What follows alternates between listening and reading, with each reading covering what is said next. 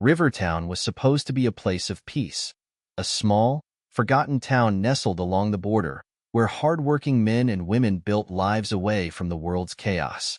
Veterans like Abel Rodriguez, Ethan Blake, Manuel Santiago, and others had come here seeking solace after years of war.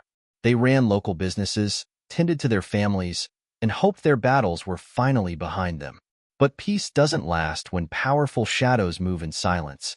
The first signs were subtle.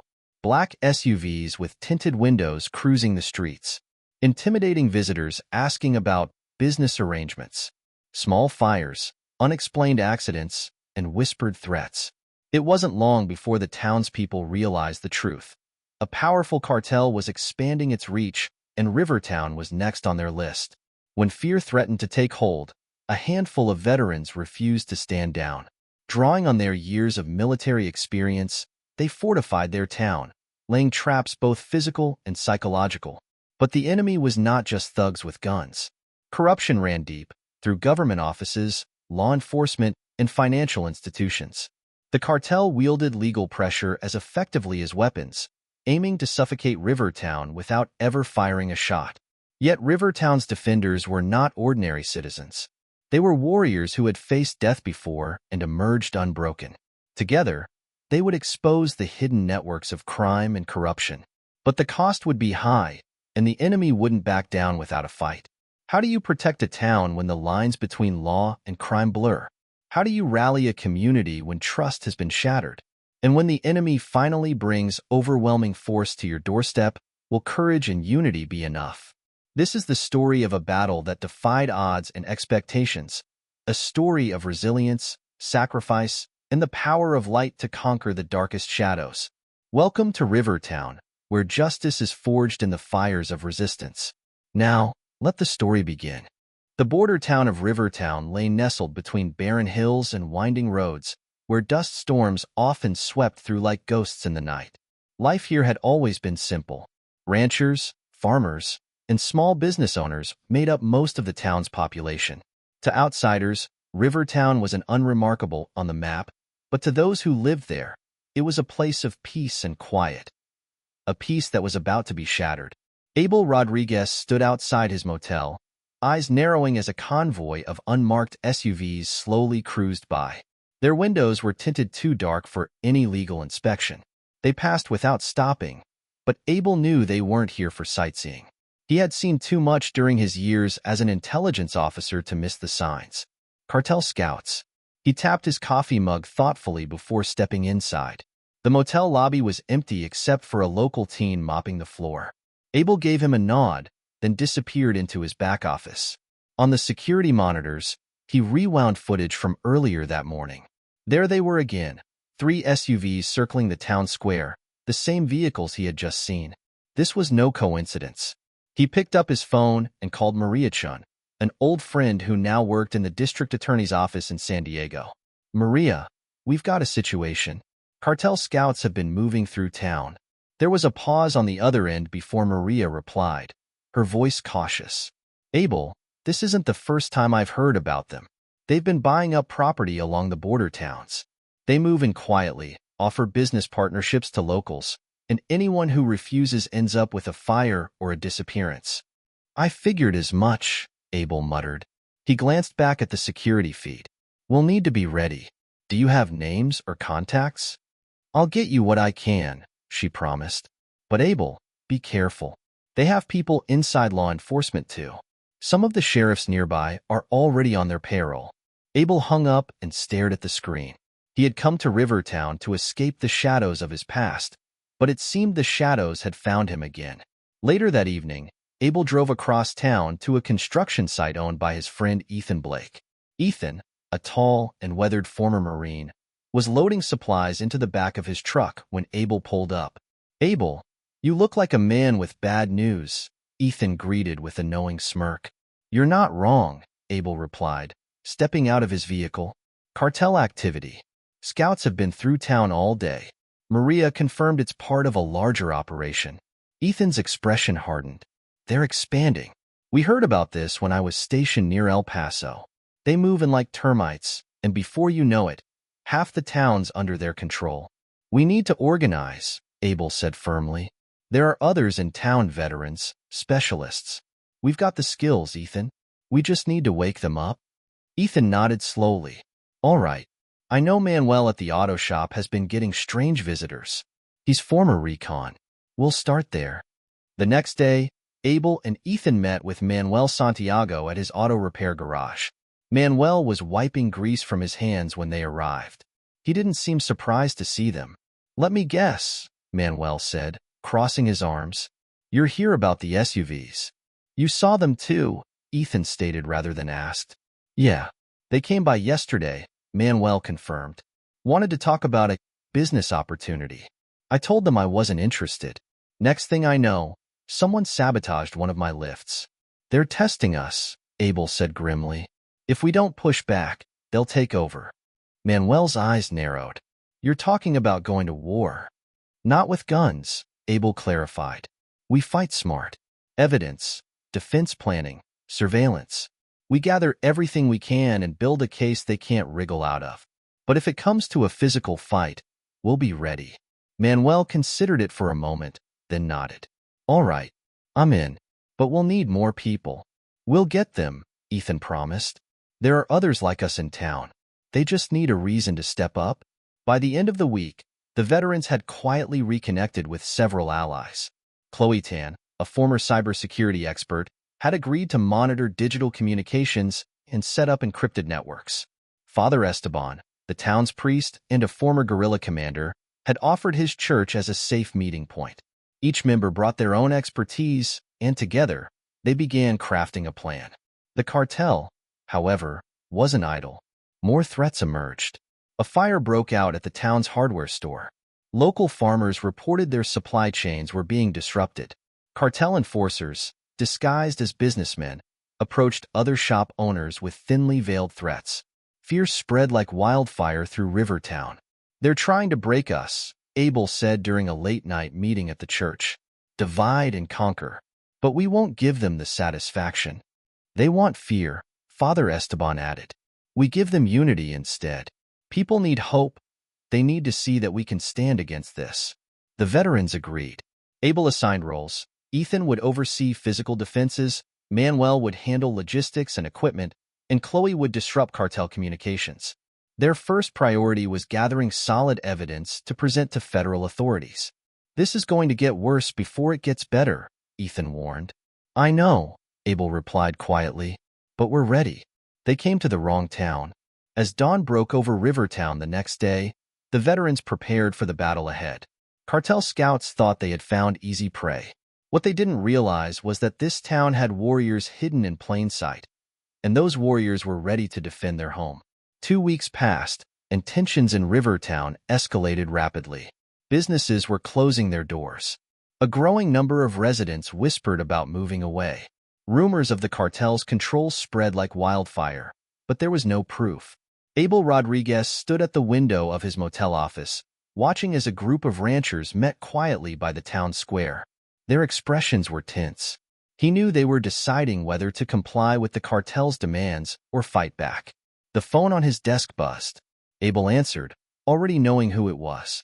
They hit Manuel's garage. Ethan Blake's voice crackled through the line. Abel's jaw clenched. How bad is it? They torched one of his workstations. He managed to put it out, but they left a message. Message?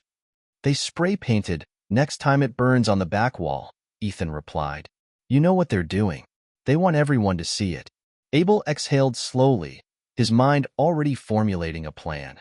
Meet me at Manuel's. We can't let this slide. By the time Abel arrived at the garage, Manuel Santiago was pacing near the smoldered remains of his workbench. Ethan leaned against his truck, arms crossed, as they both watched Abel approach. This isn't intimidation anymore, Manuel said without preamble. They're making examples now. They want me out. They want fear, Abel replied. But you're still standing, and that's already a victory. Yeah? Tell that to the farmers down the road. Manuel shot back. I heard 2 of them agreed to pay protection fees yesterday. They're scared, man, and I don't blame them. We're not going to let fear win, Abel assured him. We've got a plan. The more they escalate, the more evidence we gather. Manuel nodded reluctantly. Fine. What's next? Ethan spoke up. Chloe's been monitoring their communications. She intercepted something yesterday, mentions of an Operation Overlook. They're planning coordinated hits on multiple businesses. Target saturation, Abel muttered. Classic shock and awe tactic. They want to overwhelm us with simultaneous attacks. Manuel frowned. We don't have the manpower to guard every business. No, but we can make their job harder, Abel replied. We reinforce key locations, yours, the clinic, and the hardware store. We set traps and put eyes everywhere. Think they'll take the bait? Manuel asked. They will, Abel said confidently. Cartels operate on intimidation. They're not expecting organized resistance from a small town. That night, the veterans worked silently across Rivertown. Chloe Tan set up additional security cameras around the key locations. Her monitors were linked to encrypted channels that fed real-time footage to her mobile command center, a back room in the town's hardware store. At the clinic, Dr. Angela Harper, a retired combat medic, stocked medical supplies and prepared for potential casualties. I haven't seen this level of planning since Fallujah, she joked to Abel when he visited.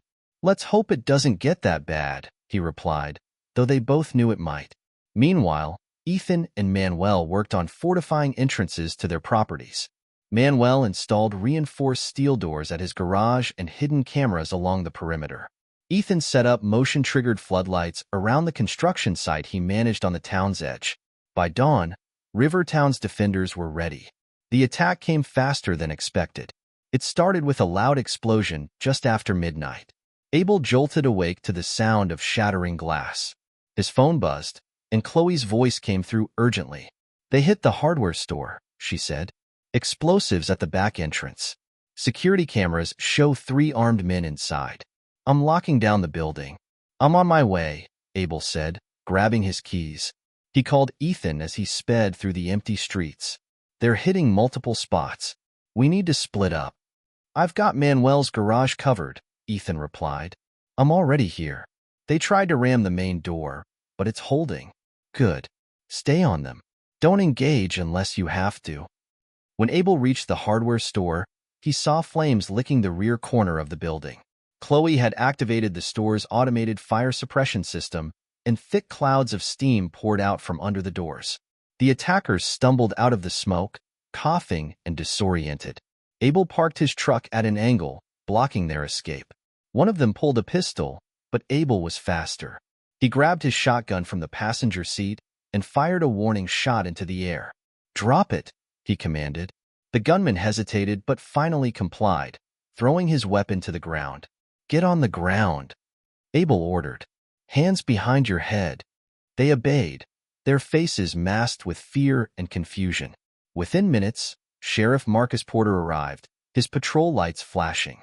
He stepped out of his cruiser, hand on his holstered gun. Abel, Porter greeted him cautiously. What the hell is going on here? Cartel, Abel replied bluntly. They're making their move. You need to call for backup. Porter hesitated. You've got proof? Right here, Abel said, gesturing to the security cameras. Chloe had already sent the footage to his phone. He showed Porter the video of the attackers planting explosives. Porter sighed heavily. All right, I'll call it in, but you know how stretched we are. State police might take hours to get here. Then we hold the line until they do, Abel said firmly. By dawn, the immediate danger had passed, but Rivertown was left shaken. News of the attacks spread quickly. Residents gathered near the diner, whispering about what had happened. Some called for retaliation, others spoke of giving in to the cartel's demands. Father Esteban stood in front of the crowd, his calm voice carrying over the murmurs. We cannot let fear control us, he said. The moment we give in, we lose everything. But we are not alone. We have people willing to fight for us, and we have each other. His words had an effect. The crowd quieted, their fear slowly giving way to determination. Abel watched from the sidelines, nodding in approval. The battle had only just begun, but Rivertown was stronger than it had been the day before. Victor Delgado sat in a dimly lit room across the border, his expression cold as one of his lieutenants detailed the failed attacks in Rivertown. The men they had sent were either in custody or missing. The town had fought back harder than anticipated. Delgado leaned back in his chair, his mind calculating the next step. Rivertown is more fortified than we thought, the lieutenant said nervously. They had traps, fire suppression systems, and tactical coordination. They aren't ordinary civilians. Delgado raised an eyebrow. Ordinary civilians don't prepare like that. We underestimated them. No more blunt force. We'll send the ghost team. The room fell silent. Everyone knew what that meant. The ghost team was an elite unit of former cartel soldiers trained in covert operations and psychological warfare. Their mission was simple: infiltrate, disrupt, and terrify. Delgado knew their arrival would change the tide in his favor. 3 nights later, the first signs of the ghost team appeared. Chloe Tan, monitoring security footage from her command center in the hardware store, noticed unusual patterns. "They're scouting," she muttered into the encrypted communication line. "Same SUVs, but this time they're taking different routes, testing entry points." Abel's voice responded through her earpiece. "Do they know they're being watched?" "Not yet," Chloe replied, "but they're getting close." She adjusted the camera feeds, zooming in on 2 figures moving near the town's electrical substation. One of them carried a set of bolt cutters. Chloe tapped a few keys and activated a hidden floodlight. The area lit up like a stadium. The intruders froze, then quickly fled. "They're probing for weaknesses," she said. "We need to reinforce critical infrastructure." "I'll get Ethan and Manuel on it," Abel replied. The next day, Father Esteban called a meeting at the church. The key veterans gathered in the basement, surrounded by maps of Rivertown and tactical plans. Manuel, Ethan, Chloe, and Abel stood around a table as the priest addressed them. "They're shifting tactics," Esteban said. "They want us to feel isolated, paranoid, divide and conquer." "Ghost team," Ethan muttered. "I've seen them in action before. They specialize in making people crack. They'll hit us where it hurts most, mentally." Chloe nodded in agreement. "They'll spread disinformation, maybe fake emergencies or rumors to turn the town against us." Father Esteban clasped his hands behind his back. "Then we stay ahead of them. We've built trust with the community. We need to show them that we're here to protect them, no matter what." Abel leaned over the map. "We've already locked down the main sites, but we can't be everywhere at once. They'll target the people who are most vulnerable." "I'll increase surveillance around the clinic and the school," Chloe said. "If anything looks off, I'll notify you immediately." "We'll keep eyes on the ghost team," Abel added. "If they make a move, we'll know." That night, the ghost team launched their first psychological attack. Sirens wailed as fire trucks rushed to the outskirts of Rivertown, responding to an emergency at the local ranch. Reports came in that several barns were ablaze. Abel, Ethan, and Father Esteban arrived just as the fire crew finished extinguishing the flames. Rancher Brian Lockwood, a retired sniper, was waiting for them. His face was grim. "Started around midnight," Brian explained. "They wanted to destroy my cattle stock, but they didn't expect the fire suppression system I installed." "Any idea who did it?" Abel asked. "Ghost team," Brian said. "Saw 2 of them through my scope. They were smart, moved like professionals. I wasn't able to get a shot off before they slipped away." Ethan cursed under his breath. "They're testing us again." Abel scanned the area. "They're not going to stop with just this. They want you rattled. But we'll turn this on them." The next morning, Abel and Chloe put their countermeasures into place. Chloe intercepted cartel communications, tracing messages back to encrypted channels used by Delgado's ghost team. Using her cyber expertise, she injected false information into their network. The ghost team began receiving conflicting orders, leading them into dead ends. At the same time, Abel and Ethan worked with key townspeople to stage mock scenarios. They leaked information that certain buildings were vulnerable, drawing the ghost team into traps where their movements were recorded by hidden cameras. "They're starting to slip," Chloe reported to Abel. "They just tried to break into the utility plant, but they triggered the silent alarm." "Good," Abel replied. "The more they push, the more mistakes they'll make." By the end of the week, the ghost team's tactics had begun to backfire. Word spread throughout Rivertown that the veterans were not only holding the line, but also outmaneuvering their attackers. The community, once gripped by fear, now found courage in small acts of defiance. Farmers who had been paying protection fees stopped cooperating. Local business owners installed their own security measures, with help from Manuel and Ethan. Civilians began reporting suspicious activity to Father Esteban, who passed the information to the veterans. The town was no longer a victim. It was becoming a fortress. Victor Delgado was furious. He paced inside his command post, slamming his fist on the table. "They're making a mockery of us," he growled. "How is this possible? A few retired soldiers should not be this organized." His lieutenant, Santiago Vargas, hesitated before speaking. "Sir, they've been anticipating our every move. I think they have a cyber specialist, someone feeding them intel." "Then find them," Delgado roared. "No more games. We hit them hard, all at once. No warnings." Santiago nodded, but said nothing. Deep down, he wasn't so sure Delgado's plan would work. The veterans in Rivertown were unlike any adversaries they had faced before. At the church, Father Esteban led a quiet service for the townspeople that evening. As candles flickered in the dim light, he spoke calmly but with conviction. "Evil thrives in darkness," he said. "But when we bring it into the light, it cannot survive. We have seen the darkness here, and we have faced it without fear. Together, we will endure." Abel, standing in the back of the room, exchanged a look with Ethan. They knew the fight was far from over, but for the first time in weeks, they felt the tide beginning to turn. The ghost team had come to break Rivertown. Instead, they were breaking themselves. The tension in Rivertown thickened like the desert heat before a storm. Though the cartel's ghost team had suffered setbacks, their next attack would not be subtle. Abel Rodriguez knew this. The cartel had likely gathered enough intelligence on the town's defenses by now to shift strategies. This time, they wouldn't play games. They'd strike with overwhelming force. Abel and his core team gathered in the church basement to finalize their defense plan. Father Esteban stood by the map of Rivertown as Ethan Blake marked key locations with red pins. "They'll hit our infrastructure next," Ethan said.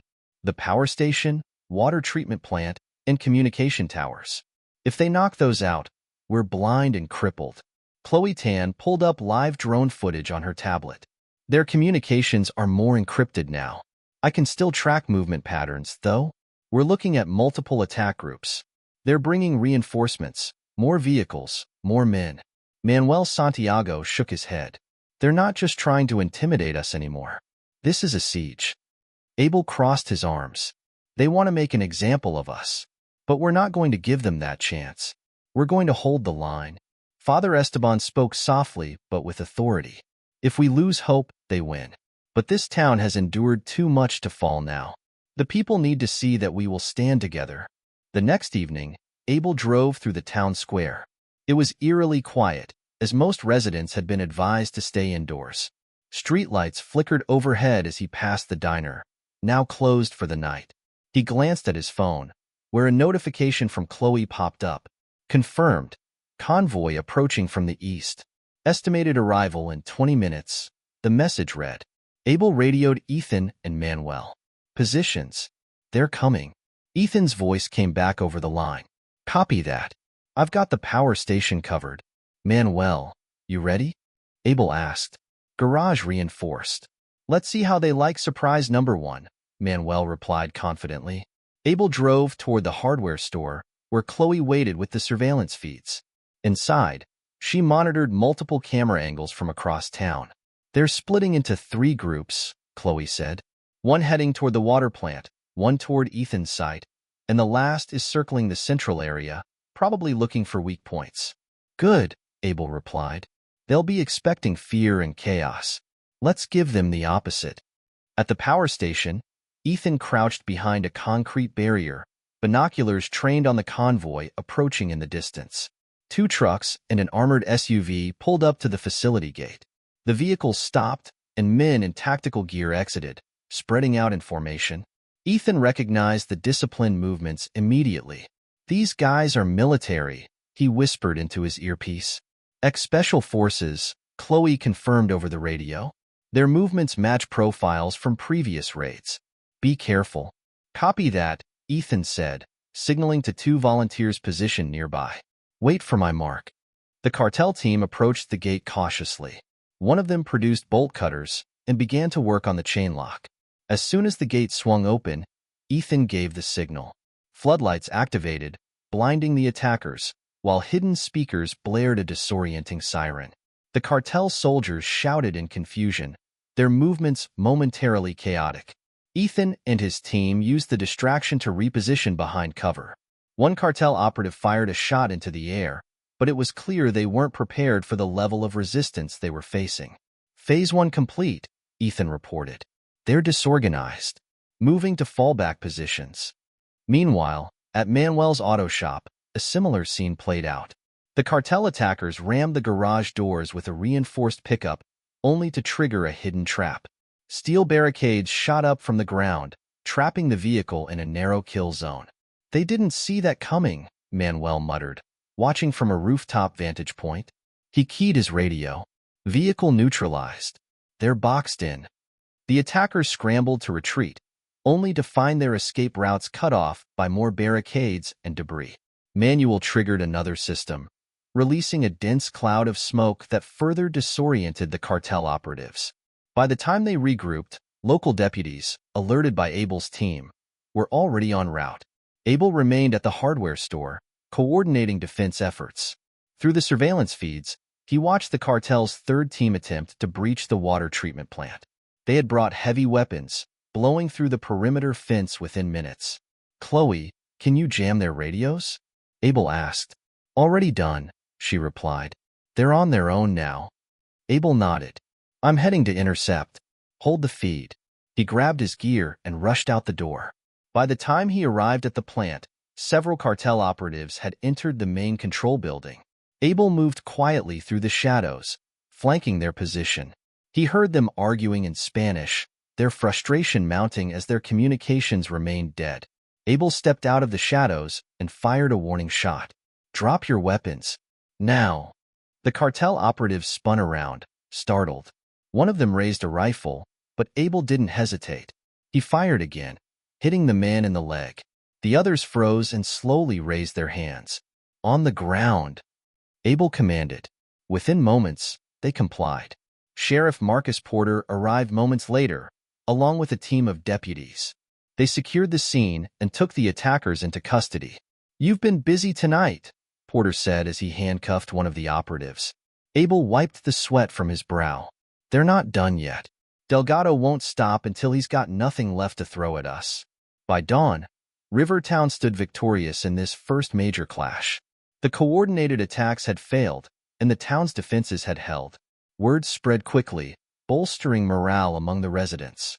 People who had once considered fleeing now began to believe in the possibility of fighting back. Father Esteban held a morning service in the town square. He spoke of resilience, courage, and the power of unity in the face of evil. "This is our home," he said, "and no one, no matter how powerful, will take it from us.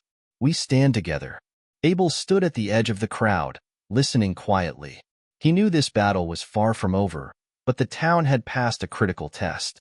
The cartel had underestimated them again, and now, Rivertown was ready for whatever came next. The dust had barely settled from the cartel's failed assault when Rivertown faced a new kind of attack, one that wasn't fought with bullets or fire. The cartel and their allies began using legal and bureaucratic pressure to tighten their grip on the town. Permits were revoked, bank accounts frozen, and surprise inspections were ordered at key businesses. Abel Rodriguez understood what was happening. "They're trying to choke us financially," he said during a meeting with his core team. "They can't beat us head-on, so now they're using corruption to undermine us from within. They've got friends in high places," Manuel Santiago added bitterly. "Probably half the state authorities are in their pocket." Chloe Tan tapped on her laptop, her fingers moving swiftly across the keyboard. "They're being sloppy, though. I'm tracing digital signatures on some of these orders. They're using shell companies and corrupt officials to file these legal actions. If we can gather enough proof, we can expose them." "How long will that take?" Ethan asked. "Not long," Chloe replied. "They're not hiding as well as they think. But we need someone on the inside to confirm what we find." Abel nodded thoughtfully. "I'll call Maria Chen. If anyone can get us the names of these officials, it's her." Maria Chen met Abel in a quiet diner an hour outside Rivertown. She arrived wearing sunglasses and a scarf, clearly cautious about being seen. "I checked into those permits you mentioned," she said, sliding a folder across the table. Every one of them was expedited by Judge Edward Harmon. He's been under investigation before, but the case was dropped due to insufficient evidence. Abel frowned. "Harmon? Is he the cartel's main legal cover?" "Looks that way," Maria confirmed. "But he's not the only one. There are at least 3 other state officials tied to these shell companies, people in zoning, business licensing, and law enforcement oversight. They're all getting kickbacks from Delgado's organization. Can you prove it?" Maria smiled faintly. "I thought you'd ask that." She pulled out a USB drive. "Bank records, property transactions, email exchanges. It's enough to make any federal prosecutor's mouth water." Abel took the drive and nodded. "This is exactly what we need." "Thanks, Maria. You're risking a lot helping us." "You helped me once," she said softly. "Time to return the favor. But be careful, Abel. They're watching everything now." With Maria's evidence in hand, the veterans accelerated their efforts. Chloe worked late into the night, compiling a detailed dossier of the cartel's corrupt network. Manuel and Ethan coordinated with trusted townspeople, setting up safe meeting points and secret supply caches. Father Esteban met privately with community leaders, urging them to stay united despite the growing pressure. "Fear is a weapon," Esteban told them. "But so is faith. If we lose trust in each other, they win." Meanwhile, Abel reached out to Sheriff Marcus Porter. Though Porter had been cautious in his support, he was now fully aware of the stakes. The failed attacks and new legal assaults had convinced him that Rivertown was under siege. "You're going to need allies outside of town," Porter said after reviewing the dossier Chloe compiled. "State law enforcement won't touch this unless there's overwhelming federal pressure. We have to make this case airtight." "That's what we're doing," Abel replied. "We just need you to keep your deputies on high alert. They'll try to provoke us into making a mistake." Porter nodded. "Understood. I'll keep my team sharp." The next escalation came sooner than expected. Judge Harmon, under cartel orders, issued an injunction against several businesses, including Manuel's auto shop and the hardware store. Chloe intercepted an encrypted message confirming that Delgado wanted to bankrupt the town's key defenders. "They think this will break us," Manuel said angrily as he read the court order. "We can't operate without these permits." "They're trying to force us into retaliation," Ethan said. "They want us to lash out, so they can paint us as dangerous extremists." "Then we don't give them that satisfaction," Abel said. "We fight this with the truth." The veterans worked quickly to counter the cartel's narrative. Chloe leaked parts of the dossier to trusted journalists, revealing the connections between state officials and cartel shell companies. Within days, articles began circulating about the corruption scandal brewing in Southern California. The public outcry grew louder, and federal agencies took notice. Victor Delgado watched the news reports with growing frustration. His lieutenant, Santiago Vargas, stood nearby, reading updates on his phone. "The media's turning against us," Vargas said quietly. "They've got enough evidence to put pressure on our allies in Sacramento." Delgado slammed his fist on the table. "How the hell did this happen? We were supposed to control the narrative." "They've got inside help," Vargas replied. "Someone high up is feeding them information." Delgado's eyes narrowed. "Then we find out who, and we remind them what happens to traitors." At the same time, tensions in Rivertown continued to rise. Cartel sympathizers spread false rumors that the veterans were hoarding weapons and planning to take over the town. Abel knew they needed to counter these lies before they gained traction. Father Esteban organized a town hall meeting at the community center. Despite the fear in the air, dozens of residents showed up. The priest spoke with calm conviction.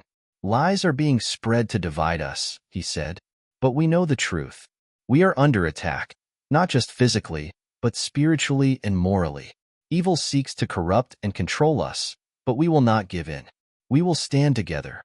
One by one, townspeople began to speak up, sharing their stories of cartel intimidation and the sacrifices the veterans had made to protect them. The atmosphere shifted.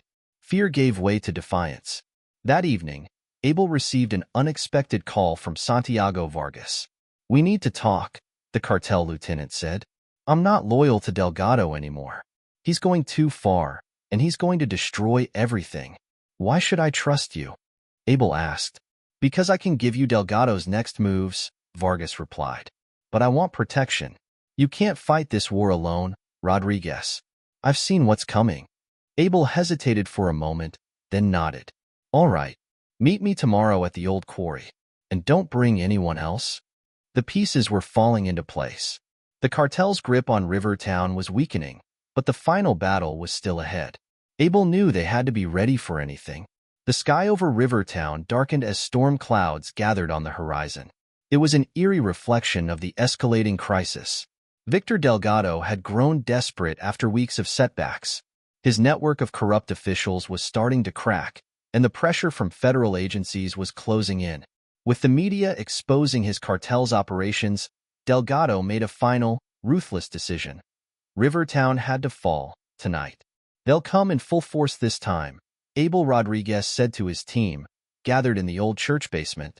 They've already cut off key access roads, and we've spotted their scouts near the power station. Chloe Tan confirmed his report, scrolling through surveillance footage on her tablet. Their ghost team is leading the assault. We're looking at least 30 operatives, probably more. They're bringing armored vehicles and heavy weapons. Ethan Blake grinned grimly. Sounds like a party.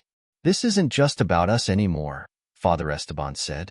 If we lose control of the town tonight, they'll use it as an example to terrify every other community in the region. Abel nodded. We're not going to let that happen. This is what we've trained for. We stick to the plan, every phase, every fallback point. We hold them off until federal reinforcements arrive. The group fell silent for a moment, each person mentally preparing for the battle ahead. All right, Abel finally said. Let's do this. The cartel's attack began with a coordinated assault on the town's infrastructure. Explosions rocked the outskirts of Rivertown as the power station and communication towers were targeted. Black smoke billowed into the sky as flames spread across the hills. Ethan's voice came through the radio. They've breached the outer fence at the power station. We're holding them, but they're bringing in demolitions. Understood, Abel replied. Slow them down as much as you can. Manuel, status?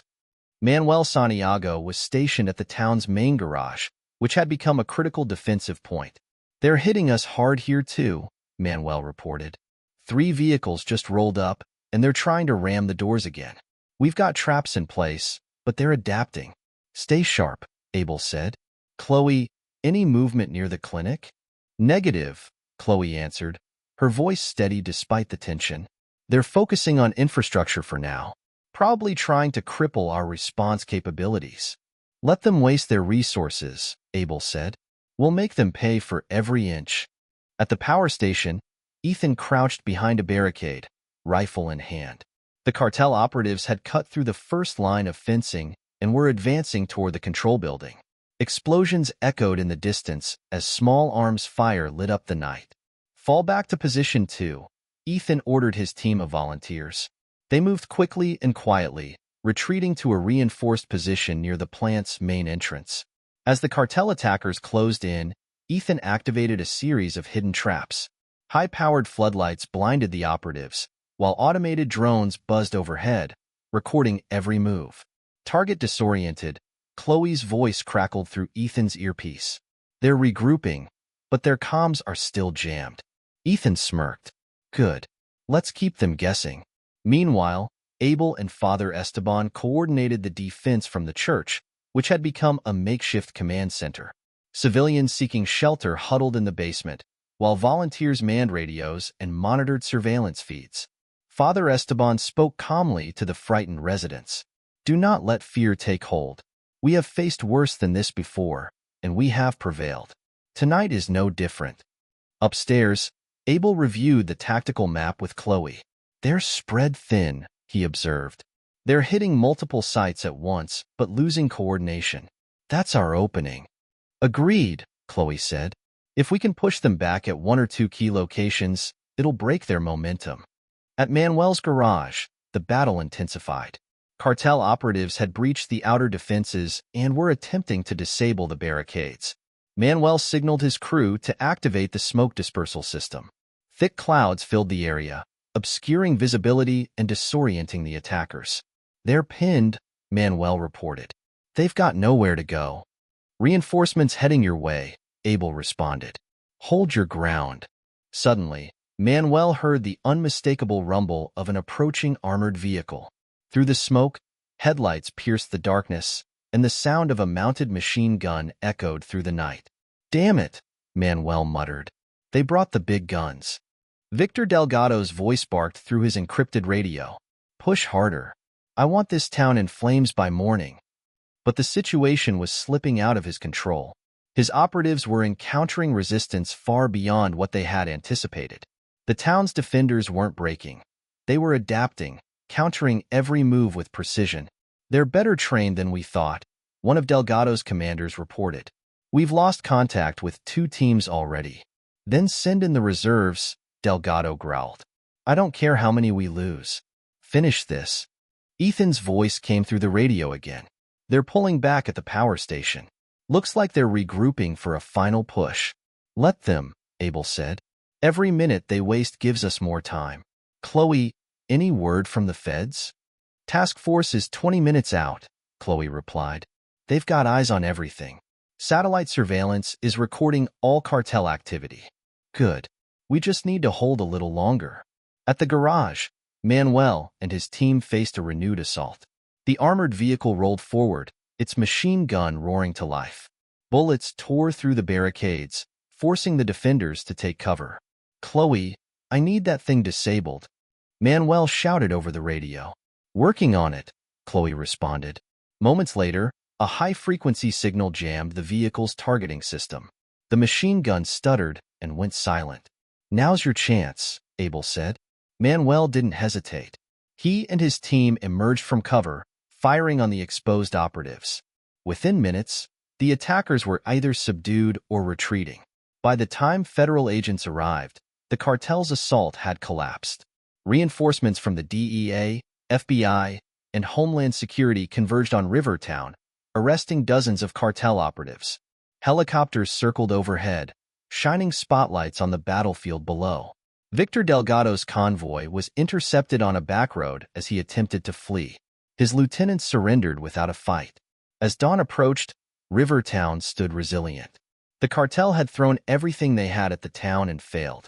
Abel stood outside the church, watching his federal agents process the scene. Father Esteban joined him. "It's over," he said softly. "For now," Abel replied. "But they'll try again someday. We just need to make sure this time they have nowhere left to hide." The first light of dawn stretched across Rivertown, casting long golden shadows on streets still littered with the remnants of battle. Federal agents moved methodically, gathering evidence from every scene. Burned-out vehicles, confiscated weapons, and detained cartel operatives. The Ghost team, once feared for its precision, now sat in handcuffs, stripped of their power. Abel Rodriguez stood near the town square, observing as Sheriff Marcus Porter directed his deputies to coordinate with the federal task force. Nearby, Chloe Tan reviewed her laptop one final time, ensuring that all data from their surveillance feeds had been transmitted to federal authorities. "Status report?" Abel asked as Chloe approached. "We've got it all," Chloe replied. "Every move they made was recorded. Every act of violence, every illegal weapon, every corrupt connection. This evidence is ironclad." Manuel Santiago walked up, wiping dirt from his hands. "They're not going to be able to bribe their way out of this, are they?" Chloe shook her head confidently. "Not this time. Federal prosecutors are already building cases against state-level officials who helped the cartel. Their entire network is unraveling." Ethan Blake joined them, his posture relaxed but alert. "Looks like we've won the battle," he said, scanning the horizon. "The question is, how do we keep the peace after this?" Abel nodded thoughtfully. "That's the next challenge. But for now, we've dealt them a blow they'll never forget." Inside the town's makeshift command center at the church, federal agents conducted interrogations. One by one, cartel operatives broke under questioning, offering up names, locations, and details of criminal operations spanning several states. The evidence collected in Rivertown was more than enough to trigger a series of coordinated raids across the country. Maria Chun, who had flown in overnight, met with Abel in Father Esteban's office. She carried a thick file of updated reports. "You weren't exaggerating," Maria said, shaking her head in amazement. "This operation doesn't just implicate Delgado's cartel. We've uncovered connections to human trafficking, drug smuggling, and corruption at the state level. You've exposed an entire network." "That was the goal," Abel replied. "We couldn't just defend this town. We had to dismantle the system that let the cartel thrive in the first place." Maria sighed. "It's going to be a long road. Corruption doesn't disappear overnight." "No, it doesn't," Abel agreed. "But now the whole world is watching. That's a start." By mid-morning, federal press conferences were underway. Major news networks arrived in Rivertown, capturing footage of the arrests and interviewing residents who had endured the cartel's reign of terror. Father Esteban addressed the gathered reporters, standing at the steps of his church. "This is a story of resilience," he said, his deep voice resonating through the crowd. The people of Rivertown refused to be broken by fear. They stood together, defended their community, and exposed the evil hiding in plain sight. "We are not victims. We are survivors." His words echoed across the airwaves, inspiring communities beyond Rivertown. In nearby border towns that had suffered under similar threats, residents began organizing their own defenses, drawing strength from Rivertown's example. Victor Delgado sat in a secured holding facility miles from the town he had tried to conquer. His face was bruised, and his hands were cuffed tightly behind his back. Across from him, Abel and Maria entered the interrogation room, accompanied by 2 federal agents. Delgado sneered as they took their seats. "You think you've won?" he spat. "You have no idea how deep this goes. There are people more powerful than me who will make sure this all gets buried." Abel leaned forward, his eyes cold and unyielding. "You're wrong, Delgado. The world has changed. Your power relied on shadows, on people being too scared to fight back. But we dragged you into the light, and now there's nowhere left for you to hide." Delgado scoffed but said nothing.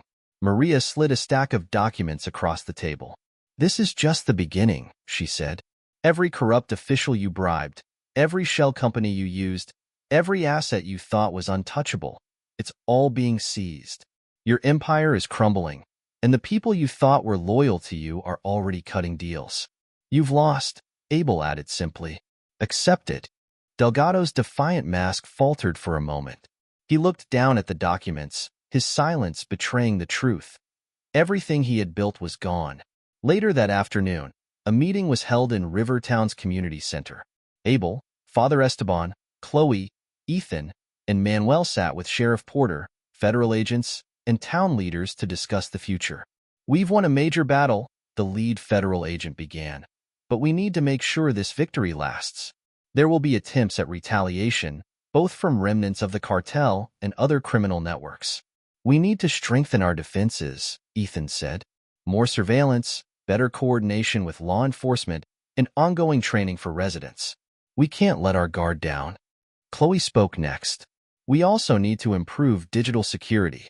If we can set up a regional early warning system, towns like Rivertown can detect cartel movements before they become a threat." The federal agent nodded. "We can provide support for that.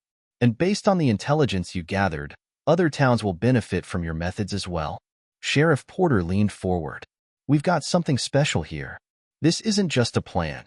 It's a model for protecting border communities. If we stick to it, we can push these criminals out for good." Father Esteban raised his hand. "One thing must remain clear. This fight isn't just about weapons and technology. It's about trust. Trust between neighbors, trust in our institutions, and trust in the values that define us. If we protect that trust, we protect everything." In the days that followed, Rivertown began its long journey toward healing.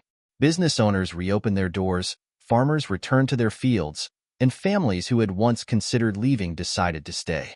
The scars of the battle remained, but they were now symbols of resilience rather than defeat.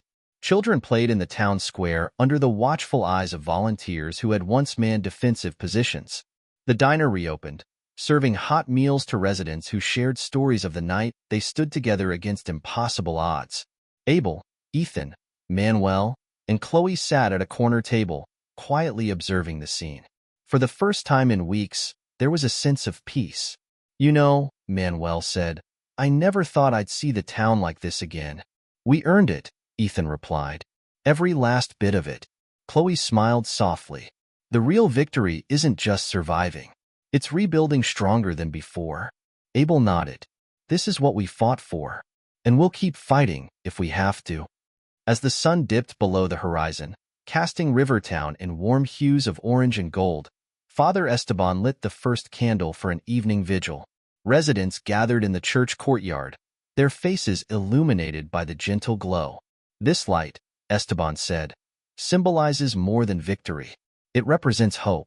Hope that no matter how dark the night may seem, dawn will always come." In that moment, Rivertown stood united, a beacon of justice and defiance against those who sought to destroy it. The cartel had come to break the town, but instead, the town had broken them, and the light they had sparked would continue to shine for generations to come.